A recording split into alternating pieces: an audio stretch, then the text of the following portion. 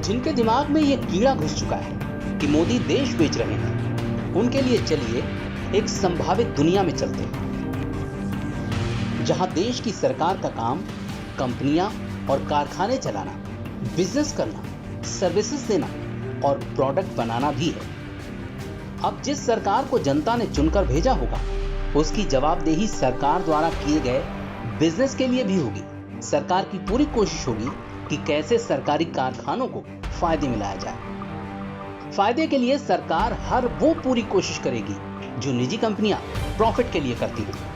अब जनता को जो प्रोडक्ट्स सरकार द्वारा उपलब्ध करवाए जाएंगे, उन पर कोई भी सरकार कम से कम नुकसान तो नहीं सहन करना चाहेगी। फायदे के लिए प्रोडक्ट को अधिक दाम पर बेचा जाएगा। सामने निजी कंपनियां भी होंगी, ऐसे में उनसे प्रतिस्पर्धा भी होगी। सरकार का पूरा ध्यान बस कंपनियों के मुनाफे पर होगा। अब सरकार जिस काम के लिए असल में चुनी जाती है, वो पीछे छूट जाएगा। सरकार का ध्यान पब्लिक के लिए योजनाएं बनाने पर नहीं, मुनाफा कमाने पर होगा।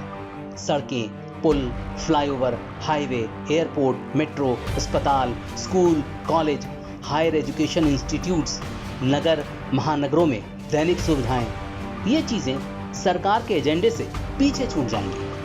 अब बिजनेस पर आइए।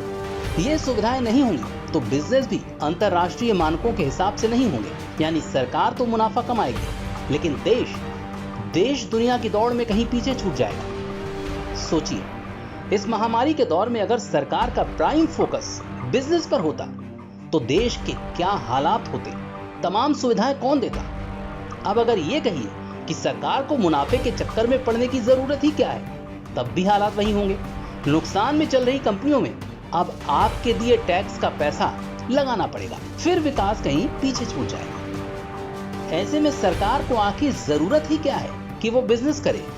बिजनेस करना तो हमारा और आपका काम है, उसके लिए बड़ी बड़ी कॉर्पोरेट कंपनियां हैं। सरकार को तो उसका जन सेवा का काम ही करना चाहिए। देश को आगे ले जाने की रणनीति बनानी चाहिए, सुरक्षा प्रदान करनी चाहिए, और इसके लिए नुकसान में चल रही कंपनियों का डिसइन्वेस्टमेंट और प्राइवेटाइजेशन जरूरी है।